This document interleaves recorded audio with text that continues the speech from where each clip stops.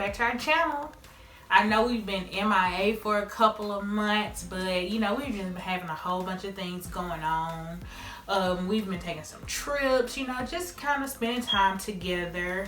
And we did record a lot of stuff, we just didn't make videos. So, you know, you can probably expect a lot of videos to be coming up in the next few, probably weeks, I would say. Yeah, so we would try to get footage with the different things that we were doing so that we could make videos, but we just haven't. And mostly it's been my fault or been because of me.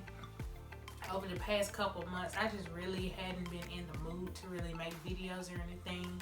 Now Richard, he was all for making videos, and I don't know why he didn't just make them. But yeah, so that's where we've kind of been, what we've kind of been doing. But now I'm feeling a little bit better. We are in a new stage, I guess you can say.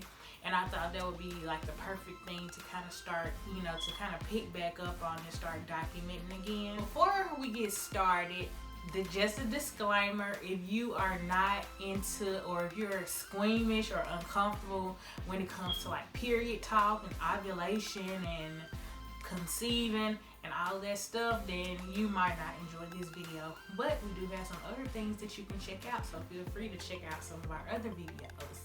So yes, we are, as you can tell by the title of this video, trying to conceive. We've been trying to conceive for about 2 years. That's how long I guess you can say about a year and a half, because we just celebrated 2 years of marriage. And I never was really like, oh, as soon as we get married, I want to have a baby. You know, I kind of wanted to, for us to enjoy being married first and then have a baby. But in that whole 2 years, it's like we weren't trying, but we weren't not trying, if that makes sense.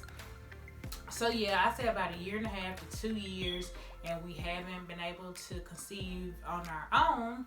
So yeah, now we are going to start documenting this journey for you guys.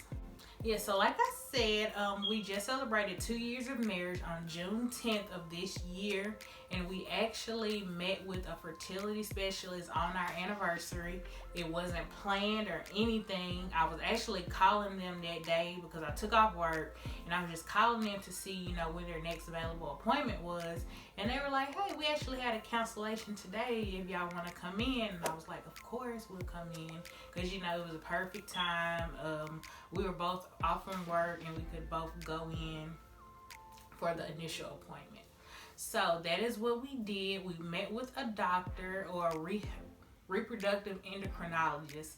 We met with him. Richard had to get a semen analysis done, so he did that on the very first visit. Everything checked out good, you know, all of his results came back good. And then the doctor just kind of sat down and discussed different treatment options, or any, you know, with me and Richard together. So one option, he said, he said you can do this as, you know, as early or as late as you want to. He said that I can get a test called an HSG, which is a hysterosalpingogram. I think that's right, but I will put the name in the video. And basically that is an x-ray test where they inject a dye up into the uterus, and if the tubes are not blocked, then you will see it on the x-ray, and it will just kind of come up and spill out the tubes. If it is a blockage anywhere, that test will show them where the blockage is and how bad it is. So that is the first test that the doctor said that I can do. He also said that I could go the surgical route, and that is called laparoscopy. And basically it's minimally invasive, but it is invasive nonetheless, and it is a surgery that requires you to be under general anesthesia, and that lets them go in. They can look at the uterus, they can look at the tubes, they can look at the ovaries, they can check for like endometriosis, blockages, scarring, and all of that.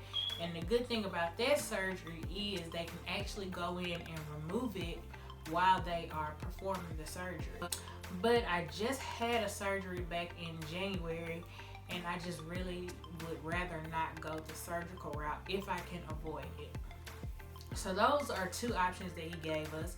He also said that we could, start with letrozole, which is a fertility treatment. Well, actually, it's a breast cancer treatment, but research has shown that it actually works very well in inducing ovulation. So he said I could either do letrozole or Clomid, and he said in his experience, he actually liked letrozole's results better. So that is what he started me on. But before I could start the letrozole, I had to have a cycle first, which I have very irregular cycles, which is one of the biggest issues, because if you don't have a period, that means you're not really ovulating like you're supposed to. So that was one of the main issues. So first I had to take Provera, and if you're familiar with Provera, it's a medicine that basically makes your cycle start. So I had to take Provera for 5 days, and after that, I just had to basically wait for my cycle to start. So he prescribed me Provera for 5 days, and he also went ahead and prescribed me letrozole for 5 days at 2.5 milligrams. But he did say not to start the letrozole until 1, my cycle started, and 2, until I came back in for my follow-up appointment after my cycle started. So the test that they did is called an ovarian assessment report, and it basically kind of checks to see what your egg reserve is, to see how many follicles you have that could produce an egg in any given cycle. Because as you may know, women are born with all the eggs that they are going to have their whole entire lifetime, whereas men constantly produce sperm, throughout their lifetime. So yeah, basically that test checks to see how many, basically what your egg supply is at this, at that stage of testing. So that is to be done on cycle days 2, 3, or 4. I did mine on cycle day 2. So yeah, I had to go back in, and they did a blood work, and they also did an ultrasound, and that is what kind of checks to see what your ovaries are looking like at that point. Now during that ultrasound, he did notice that I had like little follicles around the border of my ovaries, and he said that is very consistent with PCOS. So he is pretty positive that I do in fact have PCOS, which it was never really diagnosed. People would mention it, and it was like, oh yeah, looks like you might have that, but this doctor, he says, I'm pretty positive that is what you have. So that was kind of a bummer, but I'm not gonna think too much about it yet, because like I said, we are on the first round of letrozole. I took the 5 days, so you take that cycle days 3 through 7, and I started taking that on, I believe the 21st. So yeah, I took that June 21st through June 25th. So I just finished taking that on Monday, and today is June 27th. And as far as baby dancing, those are some TTC terms. If you are familiar with like the different message boards and all of that stuff, it's like a whole lingo that goes with it. So yeah, as far as baby dancing, the doctor said to start doing that cycle days 10 through 20, and that way you are likely to, if I do in fact ovulate, then I have a very good chance of catching the ovulation, and we could possibly get pregnant. Now, if I still don't ovulate with this dosage, then I will have to go back to him, and he will kind of increase the dosage. He would probably take me up to 5 milligrams. He said there's different combinations, different measurements that we could take. You just kind of have to play around with it.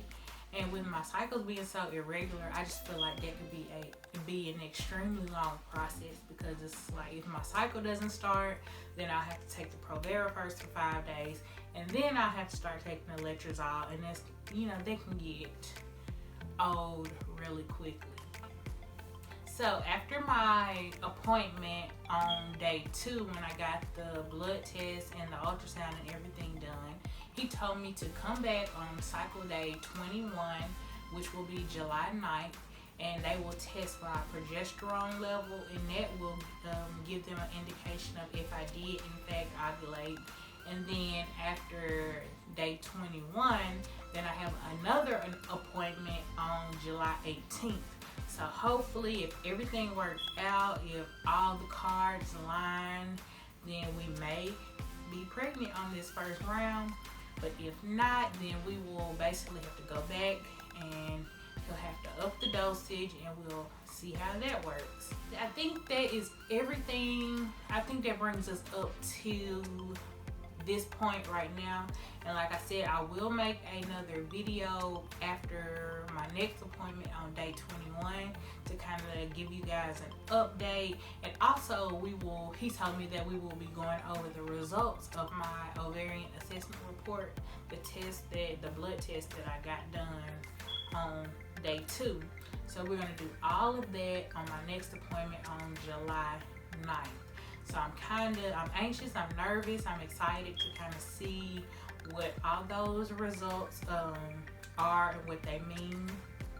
I'm a researcher, so they did, send me the lab results. So I've been kind of Googling and doing research, but I don't want to get myself too worked up or too sad or even too excited before I actually talk with the doctor and get an exact, a clear explanation or a clarification of all of the results and what they all mean as for us. So yes, I hope you guys enjoyed this video. I will keep you guys updated on this journey. Hopefully it's not a super long journey. Hopefully, maybe possibly it'll work this time. But if not, then we'll just try a higher dosage and see what happens then. So thank you so much for watching, and I will see you guys in my next video.